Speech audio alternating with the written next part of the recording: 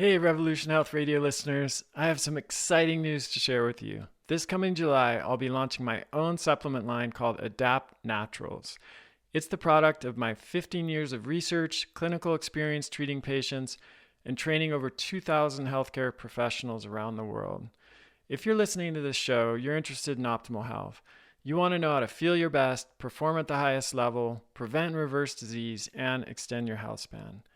Sadly, that's getting harder and harder in a modern world that seems completely at odds with these goals. This is why I've created a supplement stack called Core Plus to fill the most common gaps I see in people's daily routines and to support you in living your best life. I'll be sharing more information soon about the Adapt Naturals Core Plus bundle and how it can help you achieve your health goals and thrive in the post-COVID world. I'll keep you posted here on the podcast, and you can also join my email list at kresser.com for the latest updates. I can't wait to tell you more, so stay tuned. Hey everybody, Chris Kresser here. Welcome to another episode of Revolution Health Radio. This week, I'm going to do another solo episode. I'm going to cover some research studies and share some insights from my clinical practice and just things I've been thinking about recently. So we'll start by talking about the healing benefits of medicinal mushrooms, not the psychedelic type, although I'm very interested in those as well, and we'll be covering them on a future episode.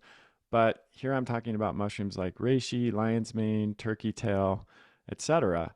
These mushrooms have a long history of use in traditional cultures, and they've also become the subject of pretty intensive research in the modern world. So I'm going to dive into why I'm excited about those mushrooms and how we can use them to improve our health. Then we'll talk about a fascinating study showing how our gut microbiome influences our food cravings. I've suspected this for years, but we've never had evidence to support it outside of the clinic, and now we do. Then I'll share an insight I've had over 15 years of clinical work with patients and my own experience dealing with chronic illness that I believe will help you make more progress toward your own health goals, whether that means recovering from a chronic illness, improving your performance, or just feeling better and extending your lifespan. And I think this perspective that I'll share, it not only works with health-related issues and goals, but also with any challenges that we might be facing. We'll briefly cover a new study making the rounds showing that getting blood sugar under control early significantly reduces the risk of cardiovascular events like heart disease or heart attack in people with type 2 diabetes, and what this means for everybody else with high blood sugar.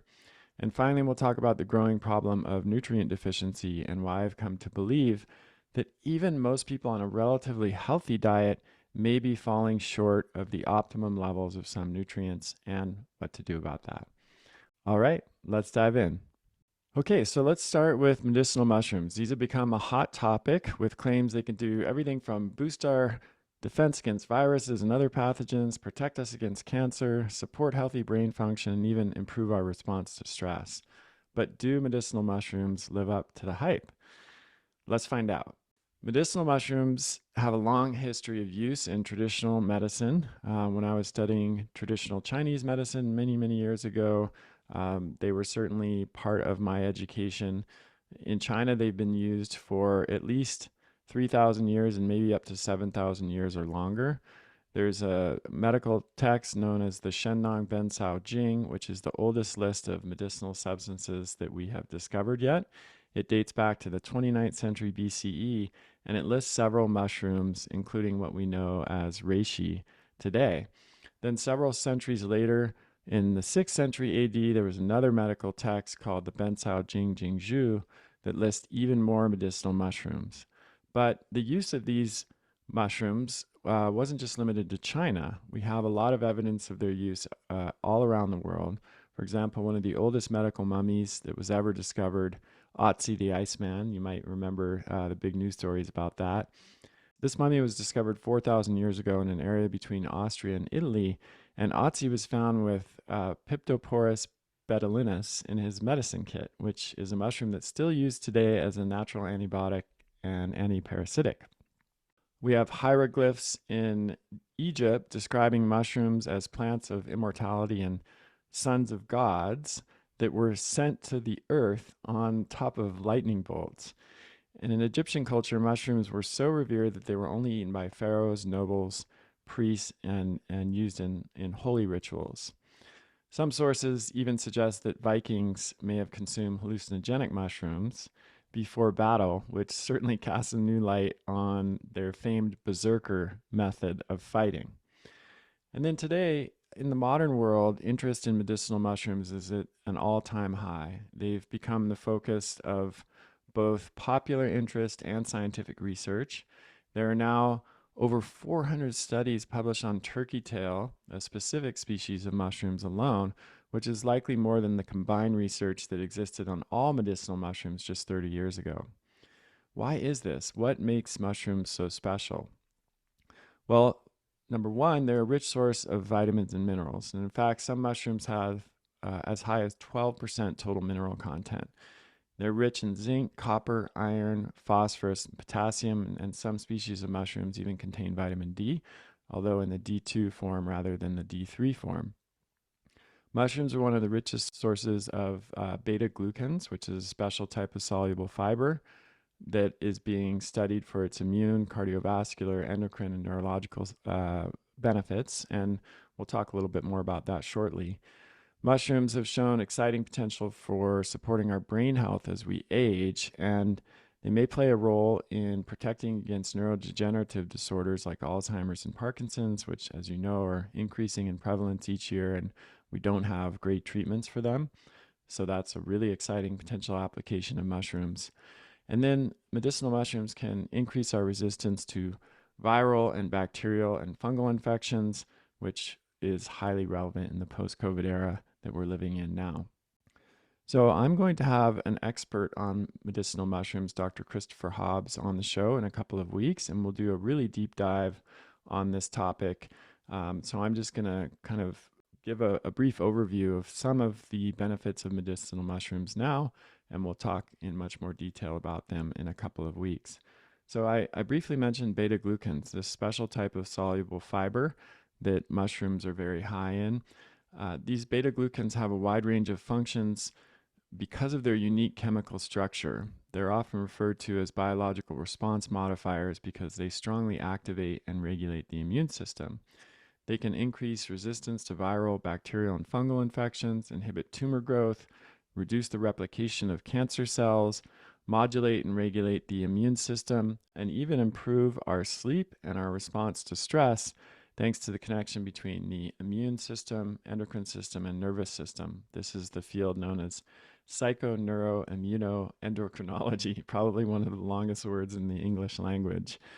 But these beta-glucans, if you go into PubMed and search for beta-glucan, you're going to find so many recent articles that are investigating their potential in all kinds of conditions, ranging from blood sugar-related disorders to cancer to viral infections to HPA axis dysfunction and stress-related disorders. So beta-glucans are really thought to be one of the most bioactive compounds in mushrooms that explains their benefits.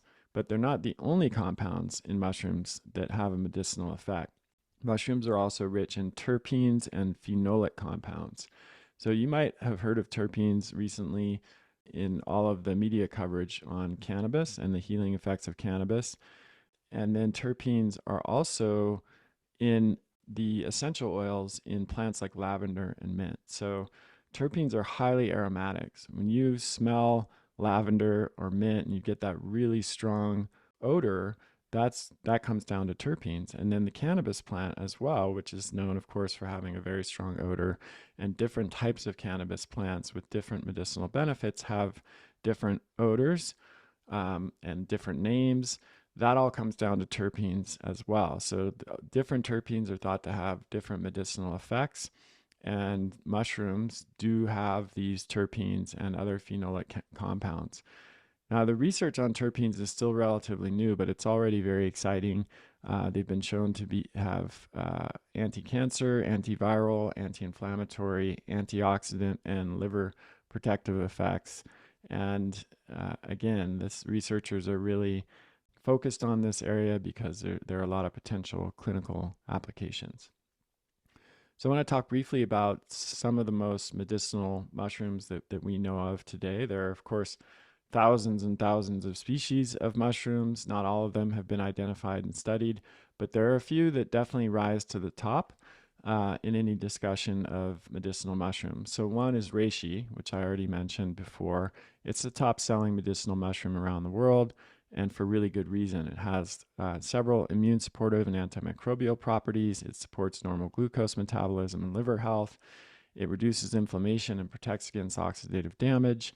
It inhibits tumor growth, and it improves cognitive function, and it even relieves symptoms of anxiety, depression, and insomnia, as well as benefiting the lungs and respiratory tract. So that sounds like an almost like a panacea. And I'm always a little bit skeptical of claims like that.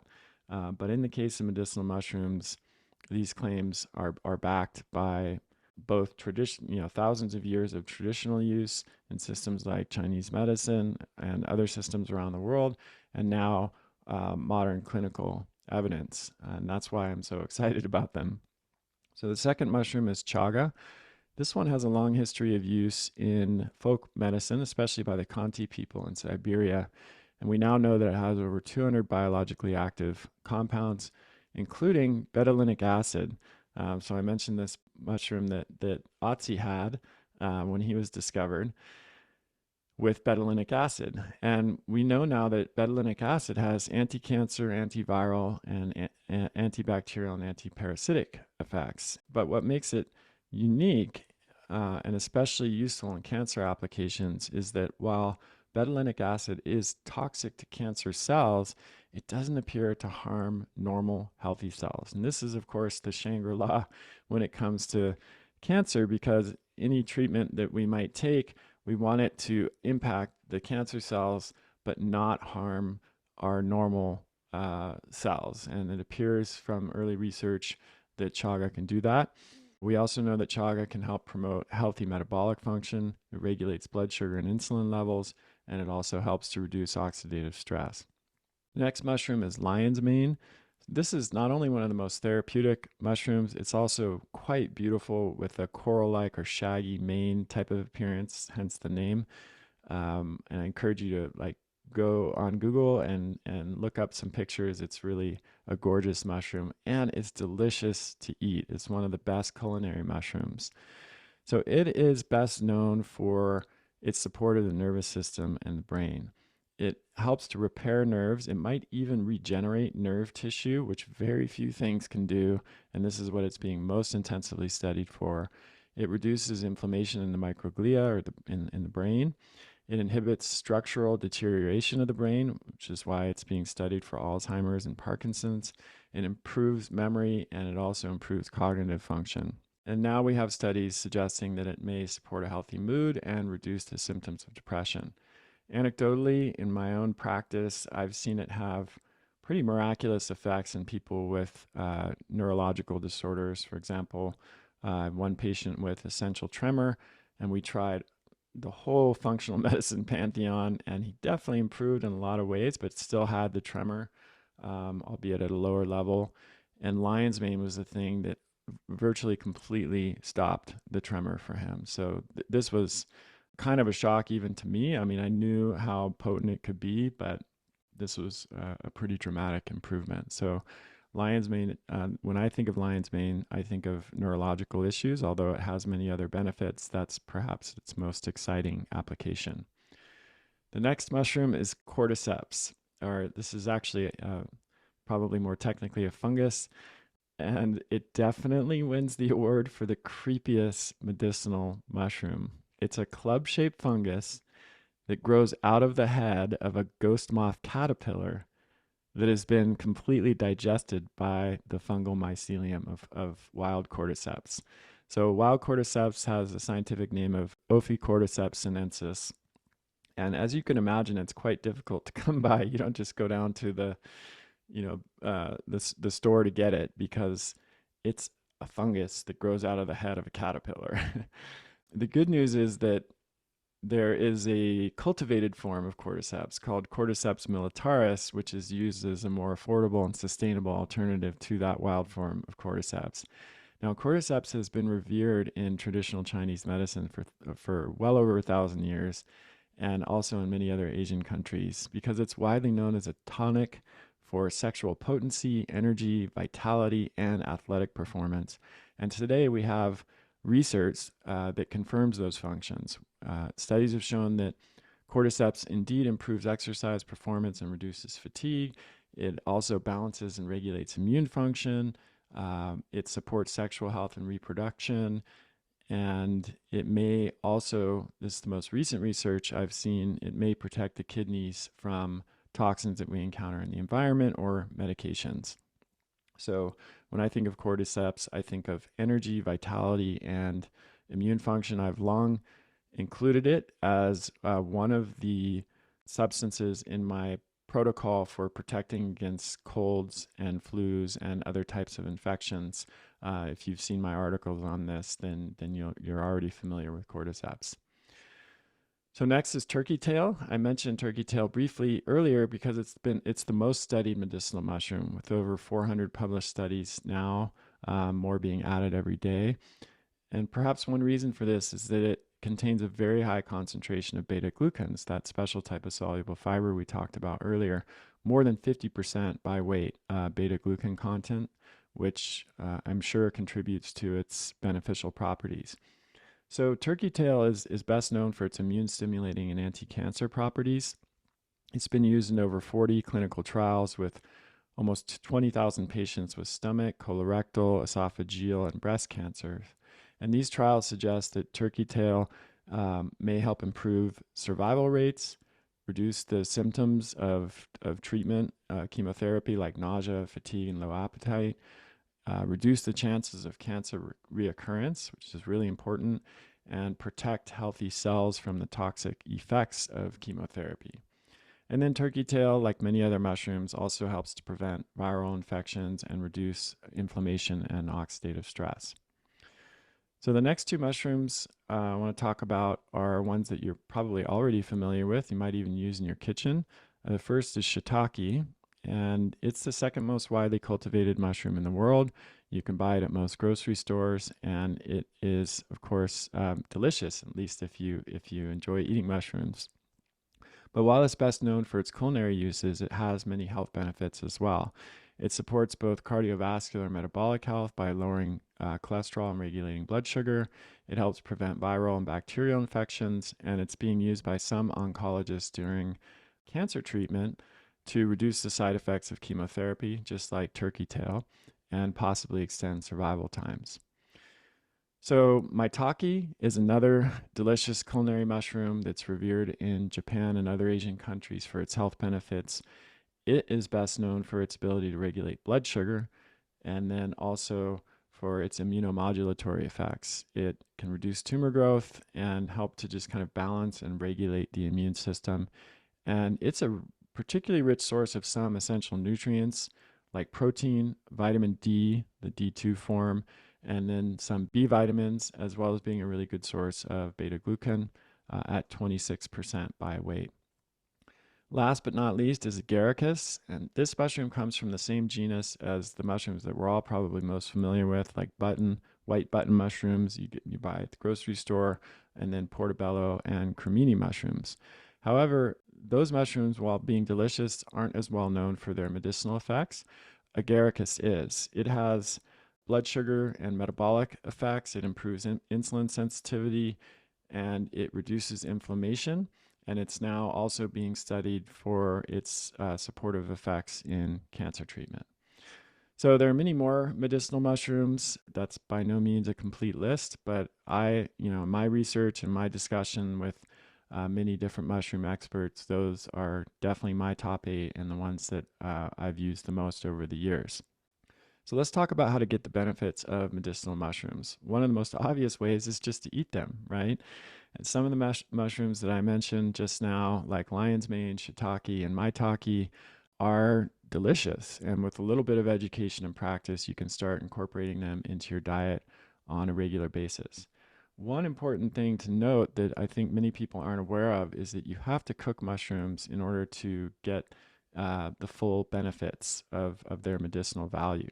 So the beta-glucans in the cell walls of the mushrooms are tightly bound to another compound called chitin, which is a tough protein and sugar polymer that comprises the outer shell of crustaceans like lobster, just to give you an idea of how tough it is.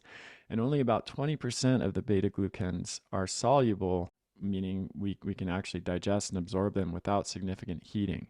So if you want to get the medicinal benefits of mushrooms, don't eat them raw. Don't, throw them in a salad raw. You have to saute them, add them to soups or stews, or bake them with other ingredients. So I do recommend that everyone incorporate at least some mushrooms into their diet if you digest them and tolerate them well. They're delicious. They can add a lot of variety to meals. And as we've discussed, they have tremendous medicinal value. However, it is true that some of the most potent medicinal mushrooms are either difficult to find in stores, or they are quite bitter, or they're chewy and have a texture that a lot of people don't like, and they're much more difficult to prepare. So in those cases, you have two options for benefiting from them. One is to make your own mushroom medicine. So, for example, chaga and reishi are pretty bitter and chewy when they're consumed fresh, and they're more difficult to cook with. So in those cases, you could convert the mushrooms into a decoction, which is a tea. You can make a powdered extract, or you can make a tincture. And of course, if you're adventurous, you can learn how to gather your own mushrooms and then dehydrate and store them for medicinal use. Now, gathering mushrooms, I just want to remind everyone, does carry risk. There are poisonous mushrooms out there that are toxic and can be lethal. So this is not something you should just do on a whim. You really need to educate yourself on how to identify toxic mushrooms and gather the right types of mushrooms. So please do not just go out and do this without properly educating yourself. I mentioned Dr. Christopher Hobbs, who's going to come on the show in a couple of weeks to talk with me about mushrooms. He has a book called Christopher Hobbs' Medicinal Mushrooms, The Essential Guide. There's a chapter in there about mushroom identification and how to learn more, and also on how to make mushroom medicine. But this is something that I don't think you should even learn from a book. You should take a local class or a workshop and go out with an expert and learn your local environment and ecosystem, what mushrooms are available, which ones are toxic. This can be a really gratifying and fun activity to do if you are prepared and educated. So the next way to benefit from medicinal mushrooms, if you're not up to gathering them yourself and making your own medicine, is, of course, to take a supplement. So mushrooms have become really popular lately. I'm sure you've seen a lot of articles online and social media and even in mainstream media. And when that happens, there is often a proliferation of supplements and other, products related to that particular compound or substance. And whenever that rush happens, there are some good products and there are plenty of bad ones that are made by people who are just trying to profit on the latest trend. We've seen this with CBD. I'm sure many of you can remember where there were just a few brands of CBD available, and now you can't throw a rock without hitting someone who's selling CBD, and there's literally thousands and thousands of CBD products on the market with huge variation of quality. So it's always a concern, and it's always something to pay close attention to. So I want to give you a few tips about what to look for in a mushroom supplement, and then share some exciting news with you about a mushroom supplement that I'm working on. So first of all, it should contain a blend of the best researched and most potent medicinal mushrooms. We know, as I've just explained, that different mushrooms have different medicinal benefits, and rather than just taking one, it's best to take a blend so you get that full spectrum of benefit, everything from support against infections like viruses to anti-cancer effects to blood sugar regulation to stress modulation. If we take that full spectrum blend of different types of mushrooms, we get all of those benefits. So the second thing is that it should contain a clinically relevant dose of each mushroom, at least 200 milligrams of each mushroom, and at least 1,600 milligrams as a total dose of the product. I've seen a lot of mushroom products out there that just have, really minuscule doses of the mushrooms that are not really likely to have a therapeutic benefit. I mean, certainly they won't hurt, but they're not going to confer the types of benefits that we've been talking about so far. Next one is really important and also pretty rare in the industry. It should be a full spectrum concentrate. We have a tendency in the West to like discover an important compound and then extract that and then sell that compound individually. But that's not generally how it works in plant medicine.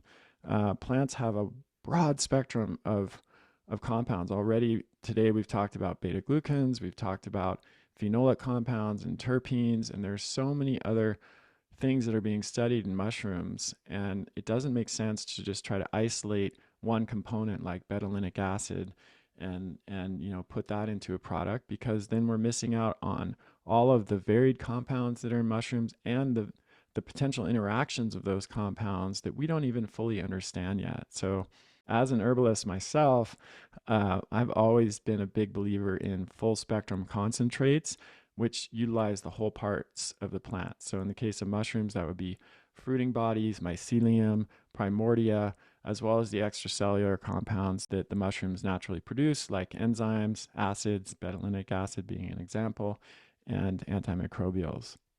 Last but definitely not least, because this is another big issue with mushroom products, is the medicinal mushrooms should be grown on sorghum rather than a common material like sawdust or straw or even compost. 95% of sorghum is digested when the mushrooms are grown, leaving only a small amount, about 5% of non-medicinal starch, which is alpha glucan. And this means that the mushroom product will be much more potent because it's 95% active compounds and only 5% non-medicinal starch, which is benign. Most people tolerate it great, but it doesn't have any medicinal value. Whereas a lot of mushroom products on the market contain as much as 50% non-medicinal starch or alpha glucan.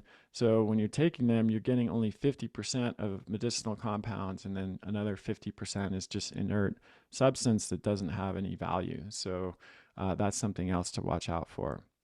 So as I mentioned, because I've become so passionate about and interested in medicinal mushrooms, and I've had such a phenomenal experience with them, with my patients and myself, and because I've been largely disappointed in the quality of most mushroom products out on the market, and finally, because as I'm sure you may have heard by now, I'm launching my own supplement line in July called Adapt Naturals. I decided to include a mushroom product with the initial bundle, which is called the Core Plus bundle. There are 5 products, and I'll be sharing more about it soon. But I have become such a big believer in medicinal mushrooms that one of those 5 products is a full spectrum mushroom blend with 8 of the top mushroom species that we talked about. It's called BioAvail Myco, and it's going to be ready in July along with the rest of the bundle. You won't be surprised to learn that it meets all of the criteria that I just mentioned for what a good medicinal mushroom product should be. And it's had a game-changing impact on my health and on many of the people's health that I've shared it with so far. So can't wait to tell you more about that. Stay tuned for some more information over the coming weeks. And now I want to move on to the next study to talk about. This one is how our gut microbiota influence our food cravings. So the study was called The Gut Microbiome Influences Host Diet Selection Behavior, and it was published in the Proceedings of the National Academy of Science, or PNAS.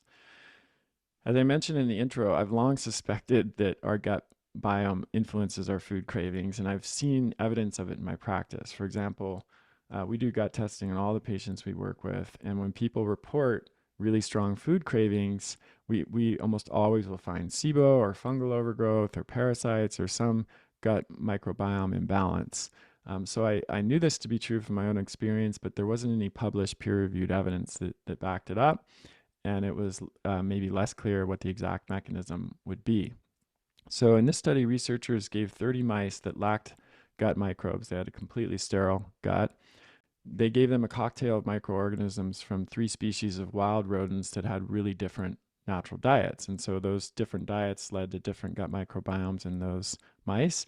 And they took the microbes from those different microbiomes and put them in each of the three different groups of experimental mice. And they found that the mice in each different group chose different foods, which indicated, of course, that their microbiome directly influenced their food cravings. Now, we've known for a long time about the gut-brain axis, which is a bidirectional link between the brain and the gut. Most of the output of our brain goes into something called the pontomedullary complex, which in turn empties into the vagus nerve. And as you may know, the vagus nerve innervates our entire digestive tract. But the connection works the other way too, where compounds that are produced in the gut affect the brain. So an example of this would be byproducts of the digestive process signal to the brain that we've had enough food, and that's how we know to stop eating. This study showed that gut microbes can produce similar compounds that hijack this gut-brain axis and change the communication being sent from the gut to the brain in a way that benefits the microbes. So this is a great example of how we live in a kind of, hopefully a symbiotic relationship with microbes, but sometimes it's not in our best interests, and the microbes kind of take over to create circumstances that are better for them, right? An example of this is tryptophan, an amino acid that is common in some foods like turkey. You've probably heard that tryptophan is thought to be responsible for the post-Thanksgiving dinner food coma that many of us go into. But tryptophan's not just in foods like turkey, it's also in some gut microbes. It can then cross the gut barrier, enter the bloodstream, and travel to the brain where it's converted into serotonin. And then serotonin has multiple effects on our physiology. One is that it helps us to feel satiated after a meal, but another is it gets converted into melatonin, which of course is the hormone that makes us feel sleepy. So that's what explains the post-Thanksgiving dinner food coma.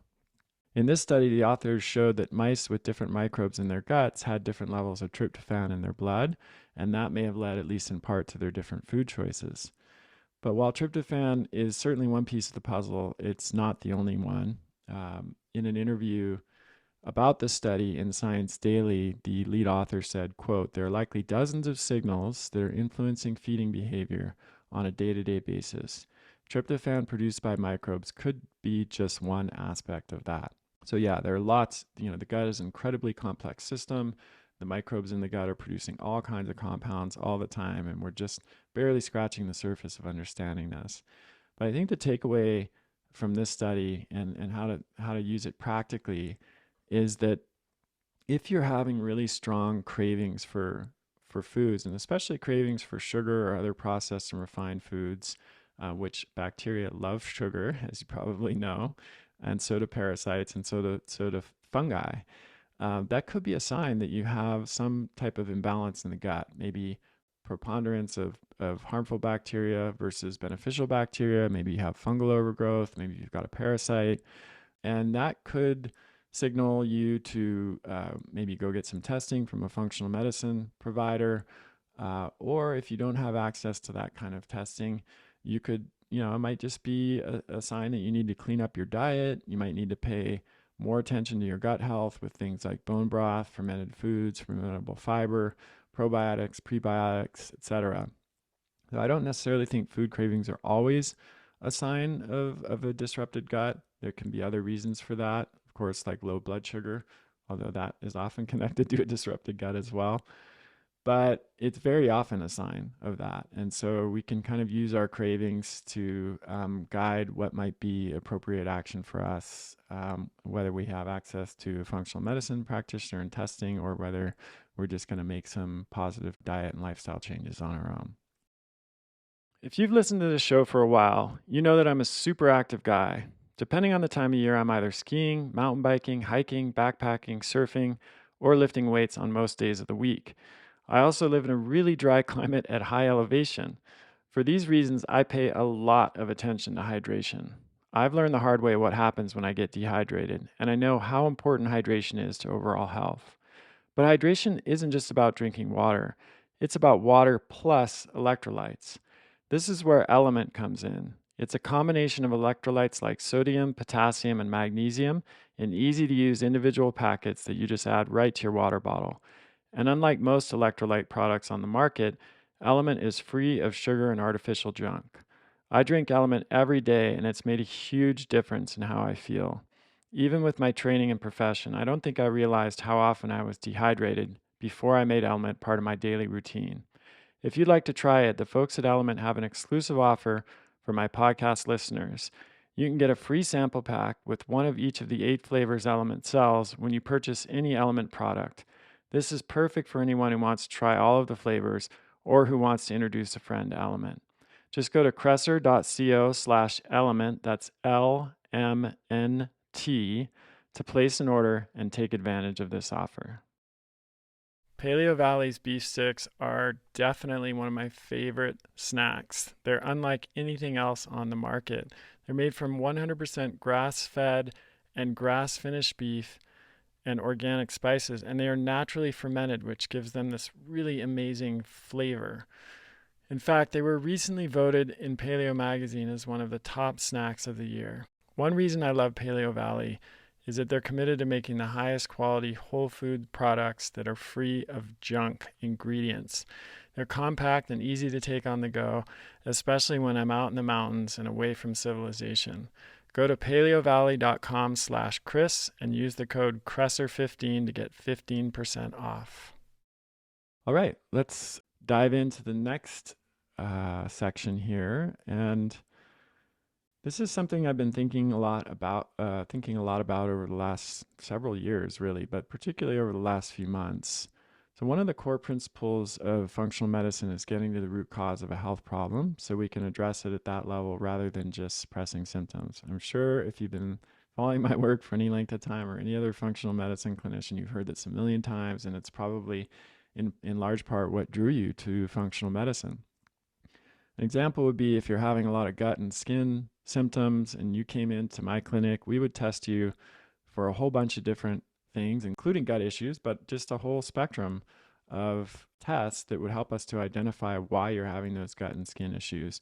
We might find, for example, that you have celiac disease, and then that information would be invaluable in helping us to figure out what to do and what kind of diet changes you need to make and what other steps we need to take to address those gut and skin problems.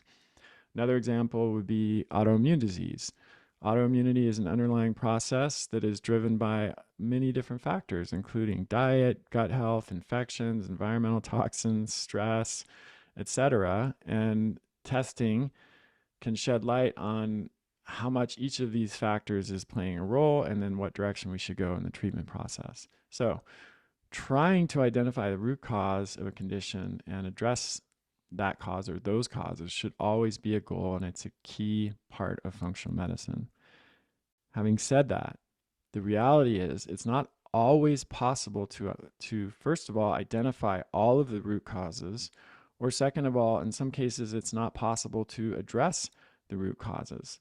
Autoimmunity is a good example. Sometimes even after addressing diet and all of the other behavior and lifestyle factors, the immune system is still dysregulated. Unfortunately, the immune system has a long memory, so once it starts attacking self-tissue, it usually doesn't ever fully stop, and there's always the potential, even if you get it under control, that it will come back. And so if we only focus our attention on identifying and addressing the root cause, we can miss out on other possibilities that can lead to greater health and well-being. I call this myopic focus on Root-Causeism, which is a term I borrowed from the cognitive psychologist and linguist Steven Pinker. So Pinker wasn't thinking about health when he coined this term, Root-Causeism. He was referring to how we approach complex societal problems. I want to quote from this passage in his book, Enlightenment Now. Quote, "This version of historical pessimism may be called Root-Causeism, the pseudo-profound idea that every social ill is a symptom of some deep moral sickness and can never be mitigated by simplistic treatments which fail to cure the gangrene at the core. The problem with Root-Causeism is not that real-world problems are simple, but the opposite. They are more complex than a typical root cause theory allows. So complex, in fact, that treating the symptoms may be the best way of dealing with the problem, because it does not require omniscience about the intricate tissue of actual causes. Indeed, by seeing what really does reduce the symptoms, one can test hypotheses about the causes rather than just assuming them to be true. So when I first read this passage in Pinker's book, it stopped me in my tracks. I literally put the book down and took a long walk in the woods near my house at the time. As a functional medicine clinician, of course, the idea of addressing root cause was at the core of my belief system and my approach to treating patients. Could it be that that wasn't always the best lens to see through? Although societal problems and chronic disease are not the same, they are both complex, multifactorial, and systemic phenomena. While root causes always exist, they aren't always identifiable or addressable if we can identify them, as I just mentioned. So if that's the case, what's the alternative to an exclusive focus on root cause? Well, I'm still trying to find a word or a phrase to express the answer here, but the one I'm using right now is pleiotropy. So this is a term that I borrowed from the context of pharmaceutical medication research and genetics. It's a little bit techy and unwieldy, so if you can think of a better term, let me know. But pleiotropy is usually defined as the production of diverse physiological or psychological effects by a single drug or a gene. An example would be something like the drug metformin, which is typically used to lower blood sugar. It's used by, in the context of diabetes. But metformin's been shown to have a bunch of other effects too. It has anti-cancer effects, and it may even help promote longevity. But here, I'm talking about pleiotropy in a more general sense, as any intervention that has multiple and diverse effects on us.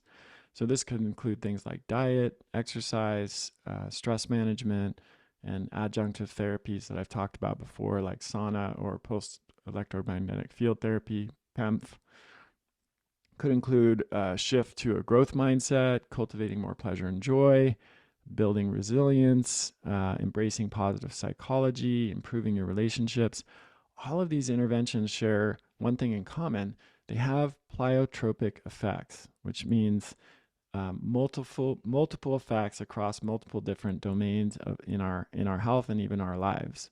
So, for example, eating a healthy diet, it doesn't just have one benefit; it has multiple benefits. And the same is true for exercise, meditation, shifting your mindset. So, just to make this a little more real, imagine a scenario where someone is feeling, significant fatigue. If we embraced a 100% focus on root cause, or if we fell into what Pinker calls Root-Causeism, we might do a full blood panel, run a bunch of other tests to find the source of that fatigue. Is it B12 deficiency? Is it hormone imbalance? Is it mercury toxicity? On the other hand, if we embraced a 100% pleiotropic approach, at least how I'm using that term, we might say, all right, I'm tired, so I'm going to clean up my diet. I'm going to get more sleep. I'm going to rest in the afternoon or do a PEMF session or a sauna session. I'm going to cut down on coffee, and maybe I'll take some supplements that are designed to generally improve my health and energy. Here's the crucial point. Both approaches might get to the same goal, which is improved energy, regardless of the underlying cause. If it's B12 deficiency, cleaning up your diet could help with that. If it's a hormone imbalance, of course, diet and stress management, more sleep, etc., could help with that. Even with mercury toxicity, doing daily PEMF or sauna sessions, eating a diet that's rich in detox supportive nutrients, and getting more sleep and exercise will all support detoxification. And maybe those aren't enough on their own, but they'll definitely help. I would argue that the best approach is generally a mix of root cause and pleiotropy. But the reason that I'm talking about this is that I've seen some people just get really focused on root cause at the expense of other interventions that are going to make their life better in real time. And this is what Steven Pinker might call Root-Causeism. So, for example, let's say somebody is experiencing a whole range of symptoms, including fatigue, but also GI issues, and maybe they're having skin rashes and hormones are out of whack, and they're not sure what's going on. And let's say after dinner each night they have some free time. There's so many different choices that someone like that could make about how to spend that free time, right? So they could go online and spend the next 2 or 3 hours doing research, searching for what might be the cause of their condition. They might spend time on social media forums or groups. They might join other forums or groups of people who are dealing with similar situations. And they might really put all of their energy into trying to find the cause or the answer at the expense of doing other things that could actually lead to improvements of their health, even if you don't know what the cause is. So on the other end of the spectrum, after dinner, they might go for a walk in their neighborhood. They might play with their dog or their kids. They might take out their guitar and play some music. They might watch a funny movie with their partner. There's so many opportunities for doing things that actually lead to better health right then in the moment. And I think this really also comes down to the understanding of health as a process rather than a destination. So often we think of health as something that we get to after some period of time and a whole bunch of things that we do. And after we've finally gotten rid of all of the symptoms and causes of our condition, then we will finally arrive at this place called health.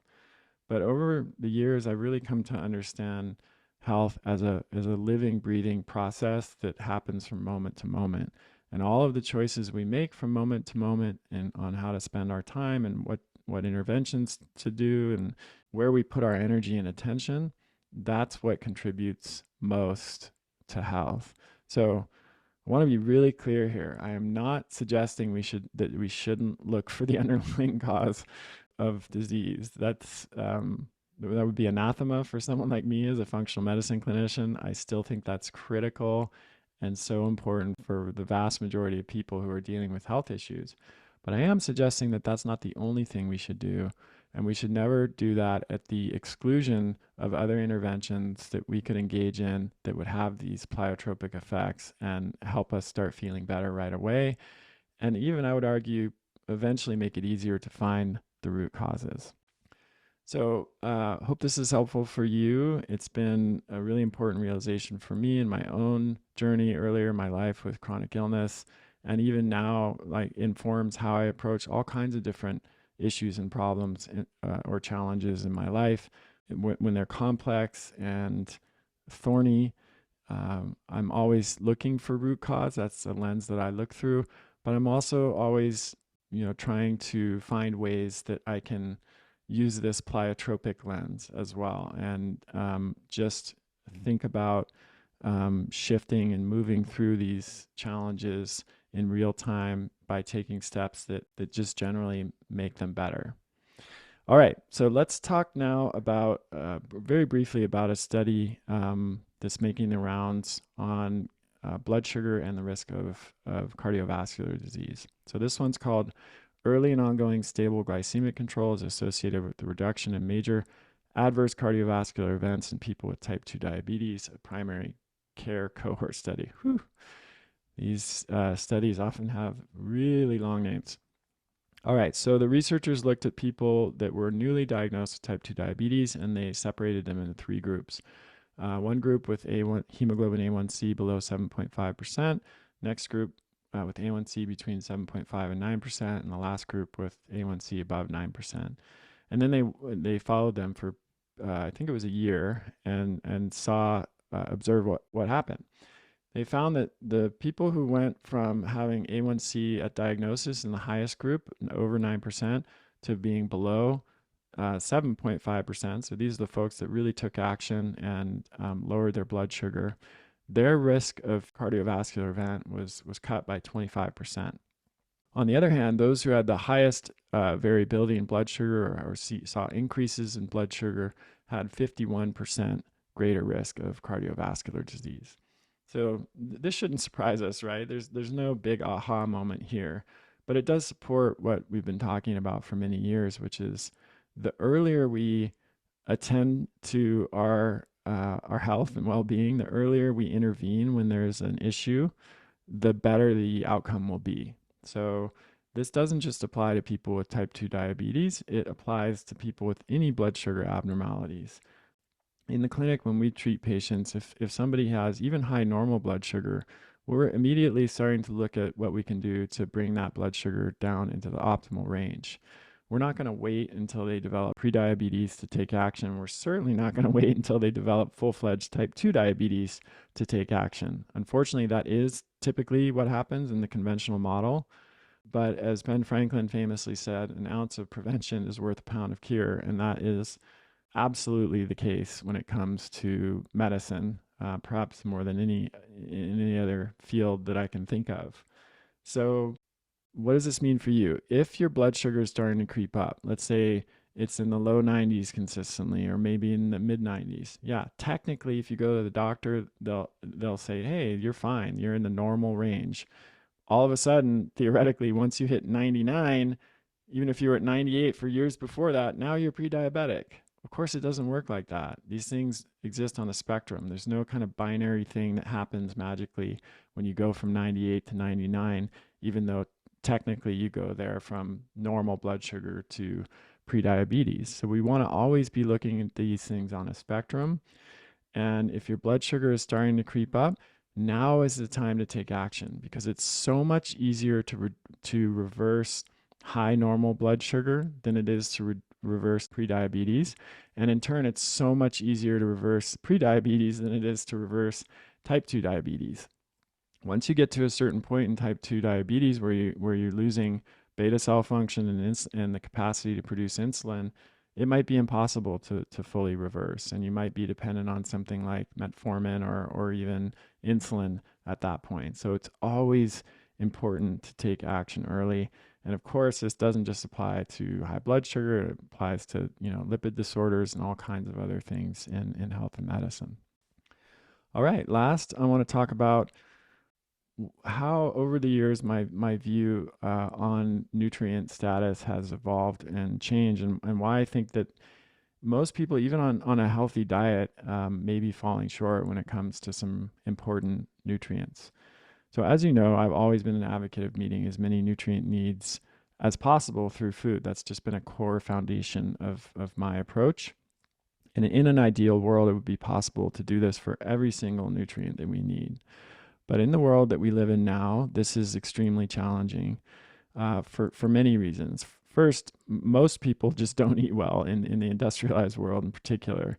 In the US, 60% of calories come from ultra-processed foods, not just processed foods, but ultra-processed foods. These foods are like, pizza, crackers, cake, cookies, etc., all kinds of foods that come in bag and box, sugar-sweetened beverages, sugar, flour, seed oil. All of these foods are nutrient poor but calorie dense. So they're high in calories, but they're very low in the essential micronutrients that we need. They also disrupt the gut microbiome, which has so many different effects, some of which we've discussed in this episode. And they interfere with nutrient absorption. So even if you're eating nutrients in other foods, you're not going to absorb as many of them because of these ultra-processed foods. So this explains why the majority of Americans are deficient in several essential vitamins and minerals. Data from the NHANES survey in the US from 2007 to 2010 suggests that 100% of Americans don't get enough potassium, 94% don't get enough vitamin D, 92% don't get enough choline, 89% don't get enough vitamin E, 67% don't get enough vitamin K.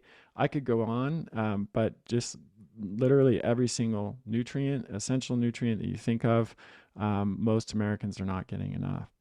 But as bad as this picture is, it only tells part of the story. These statistics on the prevalence of nutrient deficiencies are based on the RDA, or recommended dietary allowance.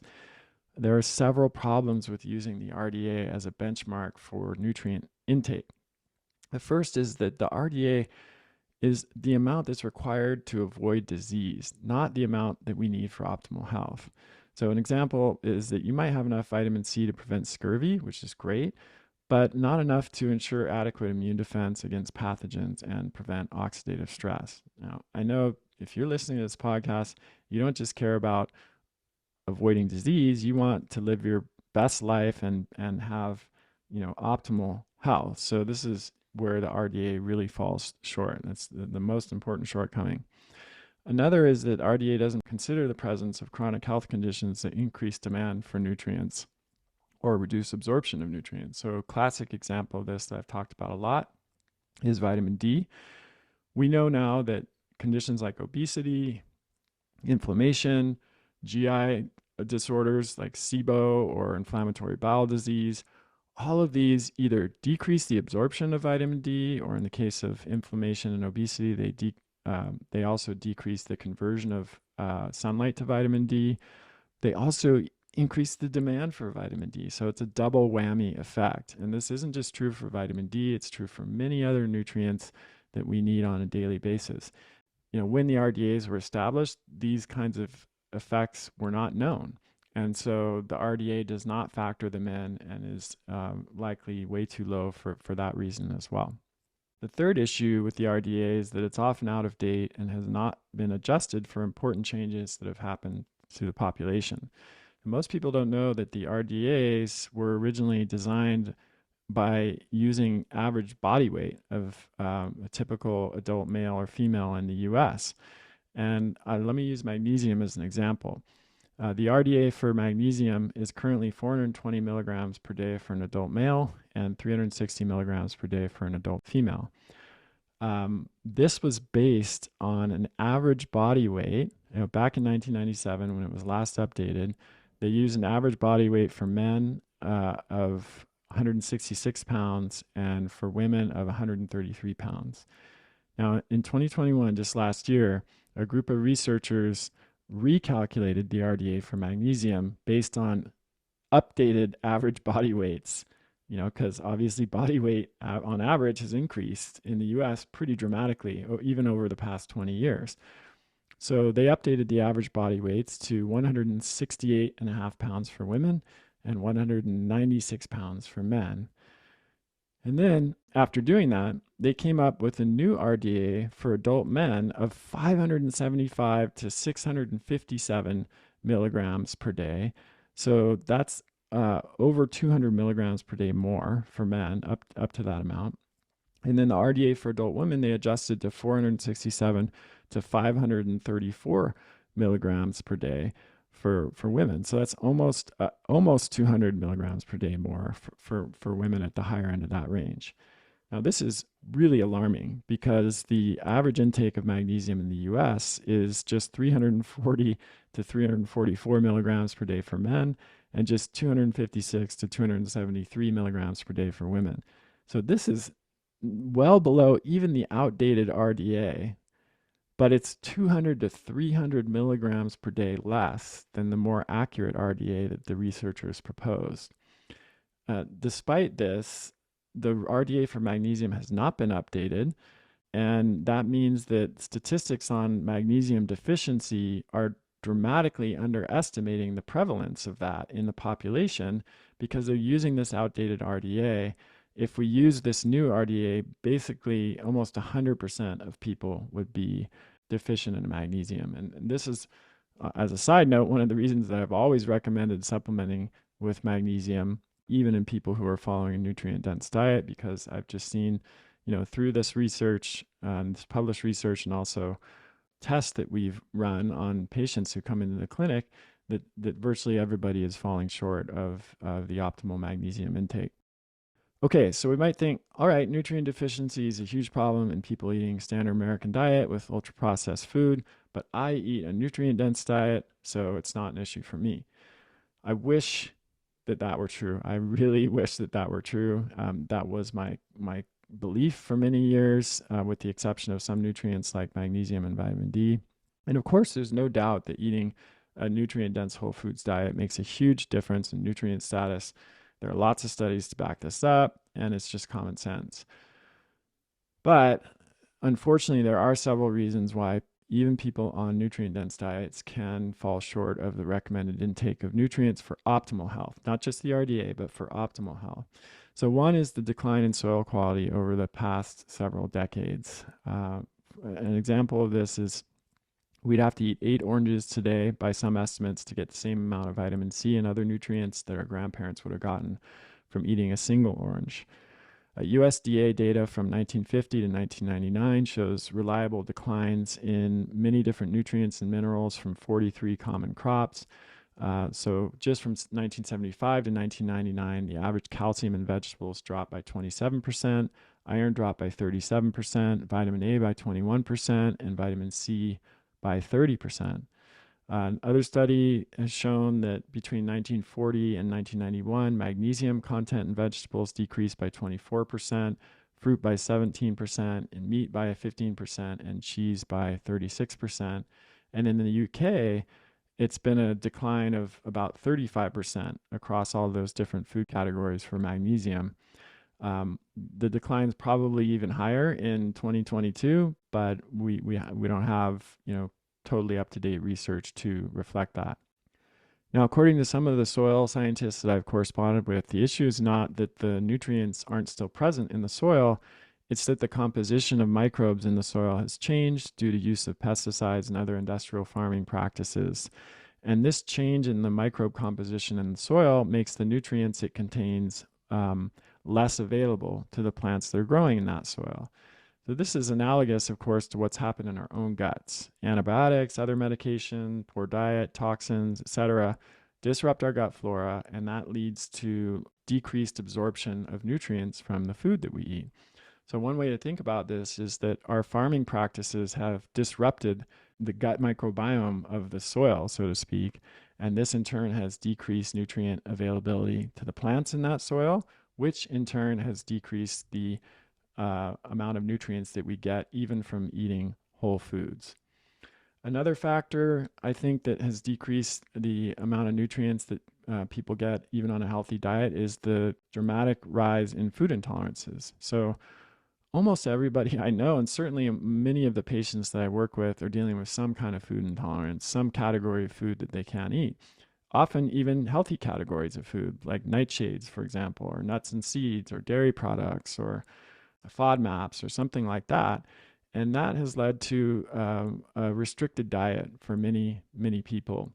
And often they're not able to fully overcome those restrictions. So their diet remains limited, and they just eat a more restricted variety of foods. And of course, what that means is they're not getting as broad of a spectrum of nutrients. This is particularly common in kids and young people, and it's even more of a problem for them because they have a greater demand for nutrients. Another issue is just the cultural shift in food preferences, particularly in the industrialized world. So, I'm sure by now, if you've been listening to the show for a while, that organ meats and shellfish are really among the most nutrient-dense foods on the planet, ounce for ounce. Also, things like sea vegetables and various kinds of fermented foods are up there on the list as well. Those foods have fallen out of favor. Most people I know do not eat liver or other organ meats and can't stomach them, even if they know they should eat them. They're not eating a lot of shellfish or small dried fish or these other foods that always top the nutrient density list. They're not eating seaweeds or other sea vegetables. These are just not typical foods in the American or industrialized country diets. I recently had Ty Beal on my show to discuss his paper on nutrient density, and we talked about all of these foods that are just so rich in so many of the essential micronutrients, and unfortunately they're just not being consumed very often. So I think that's another major problem. Then we have the rise of intermittent fasting, and fasting, this is of course in more health conscious people, not an issue in the mainstream, but intermittent fasting is fantastic, has a lot of different health benefits. I'm a big believer when it's applied appropriately, but in some cases there can be one potential downside, which is, let's say you're only eating 2 meals a day and you decrease your calorie intake and you're not eating the same amount of food or calories, which is often the case. And it's probably one of the reasons intermittent fasting can work for weight loss. Or some people even go more radical and they go down to 1 meal a day. If you're eating that much less food, you're just by definition going to get that many fewer nutrients. There's no way around that. And like I said, while I think there are many benefits of intermittent fasting, that is one potential downside. And then lastly, If you just look at comparisons of nutrient intakes from the Paleolithic era, we have some anthropological studies that looked at extant hunter-gatherer groups and quantified their nutrient intakes and compared those to nutrient intakes in the modern world and especially in the industrialized world. You just see that basically all the way down the line, from essential vitamins to essential minerals to phytonutrients to fiber, there's a dramatic decline in average nutrient intake across the board from people who were following, kind of Paleolithic lifestyle to people in the modern world. And I think that has to do with all of the factors that we've talked about so far. So my clinical experience, in addition to the research that I've just been talking about, definitely backs this up. Even the most motivated, I've worked with some of the most motivated people that are around. The folks who come and see me are not typically people who are just following a standard American diet. I probably had like less than a handful of those over almost 15 years of clinical practice.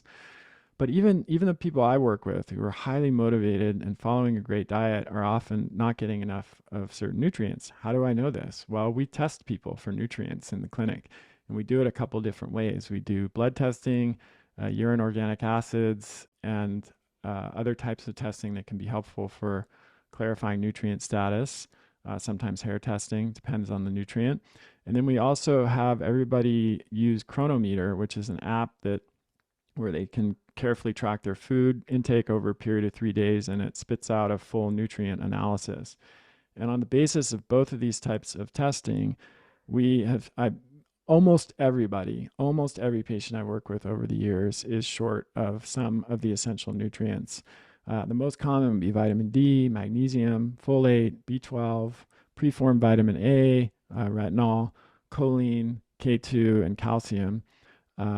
But I will say that in more than a decade of clinical practice, it's only a few patients I can remember that we've gone through this process with that are at 100% or more of all of the needed nutrients. So what do we do with this information? Well, to be honest, I struggled with it for quite a while. Initially in my career, I had a strong belief that we should be able to meet most nutrient needs from food. I still have that belief that we should be able to. I want to be able to. But that belief just kept bumping up against the reality of what I was seeing in the published scientific literature and the reality of what I was seeing in my clinical practice with patients and the testing that we were doing and the impact that those deficiencies of nutrients was having on people. I mean, I've known for a long time that it wasn't really possible for most of us to meet our vitamin D or magnesium needs through diet. So I've always recommended supplementing with them, even on a maintenance basis. But after all of this clinical experience treating patients and all of this research, I have had to face the music and recognize that many of us are not able to meet all of our nutrient needs through food alone, and that supplementing with additional nutrients in a really smart way is probably a good idea for most of us if we're interested in reaching that optimal nutrient status and maximizing our health. So I started doing this myself a few years ago and suggesting it to patients, and the results have been, as you might imagine, very positive, both in terms of subjective health benefits and in terms of testing, both the lab testing and Chronometer output. But there was a big issue, which is that none of the multivitamin, multi-mineral products out there measured up for me. As you know, I have very high standards here, and I know what's important in a nutrient product. So a lot of the multis out there have too much of the wrong nutrient. For example, they have high doses of calcium, which we know so that if you take too much supplemental calcium, it can increase the risk of heart disease or kidney stones.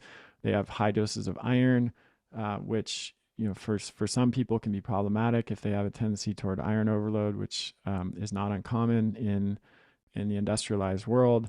Or they have tocopherol, vitamin E tocopherols like alpha tocopherol.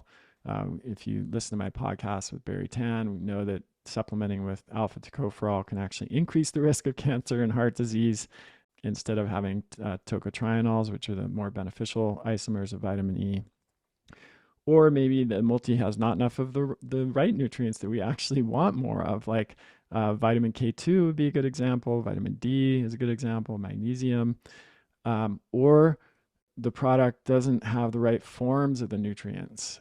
For many years, I've talked about the importance of supplementing with folate rather than folic acid for vitamin B9, because unmetabolized folic acid, some people don't process folic acid well. It's a synthetic form. And if you unmetabolized folic acid has been shown to lead to a bunch of problems in some people who are susceptible to that.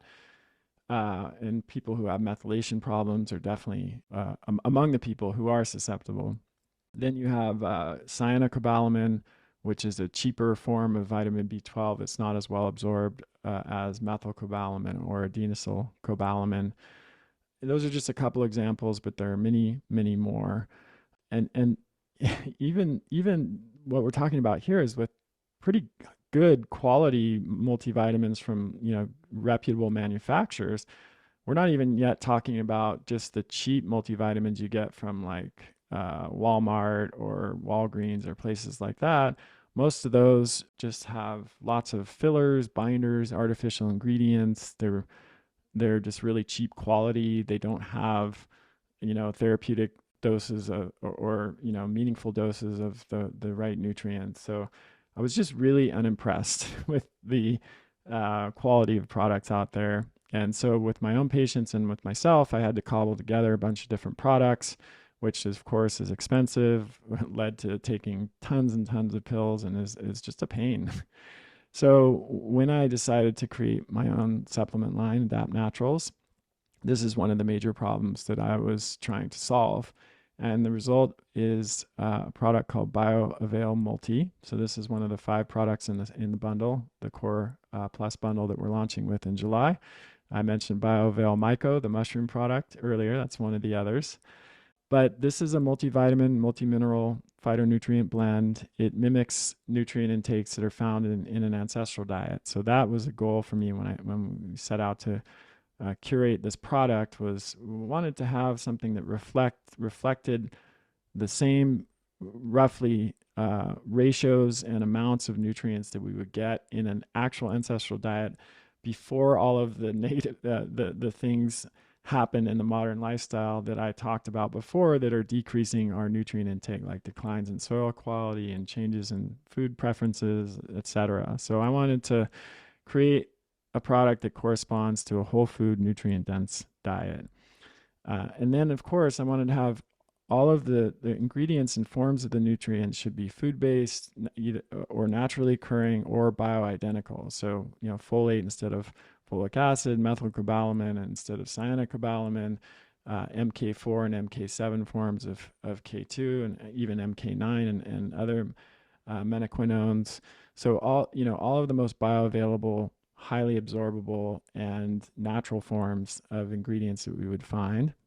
And then in addition to the key or essential vitamins and minerals, I wanted to also contain clinically relevant doses of phytonutrients that have been shown to be beneficial for health. So we know that essential nutrients like vitamin A, vitamin D, vitamin K2, and then minerals like iron, zinc, magnesium, the body can't manufacture those, and we absolutely need those for health. We can die without them.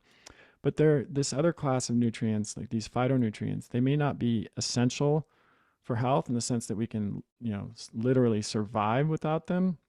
But a huge growing body of research suggests that they are definitely essential for optimal health. And these are compounds like lutein, lycopene, bioflavonoids, some of the phenolic compounds that we talked about earlier. And these were almost certainly consumed in much greater quantities in the past by our ancestors, and they're still consumed in greater quantities by people who are living a lifestyle that's closer to our ancestral lifestyle. Most multis on the market are designed to meet the RDA. We've talked about the problems with that, right? The RDA is insufficient for optimal health for almost all of the nutrients. So this product was formulated using both the principles of evolutionary biology and modern clinical research to determine what the optimal amount of nutrients is, not just the RDA. So again, BioAvail Multi will be available as part of the Core Plus bundle, which is launching in July. And really looking forward to telling you more about this product as well as the other products that will be in the bundle. So stay tuned for more information. Okay, everybody. Thanks for listening today. I hope this was helpful. And keep sending your questions in to chriskresser.com/podcast question. We have some really interesting shows coming up, including interview with Dr. Christopher Hobbs, the medicinal mushroom expert, where we're going to go do a very deep dive on that topic, which as you can see, I'm really excited about, and I hope you are too. And I will talk to you next time. Take care, everybody. That's the end of this episode of Revolution Health Radio. If you appreciate the show and want to help me create a healthier and happier world, please head over to iTunes and leave us a review. They really do make a difference. If you'd like to ask a question for me to answer on a future episode, you can do that at chriskresser.com/podcast question. You can also leave a suggestion for someone you'd like me to interview there. If you're on social media, you can follow me at twitter.com/chriskresser or facebook.com/chriskresserlac. I post a lot of articles and research that I do throughout the week there that never makes it to the blog or podcast, so it's a great way to stay abreast of the latest developments. Thanks so much for listening. Talk to you next time.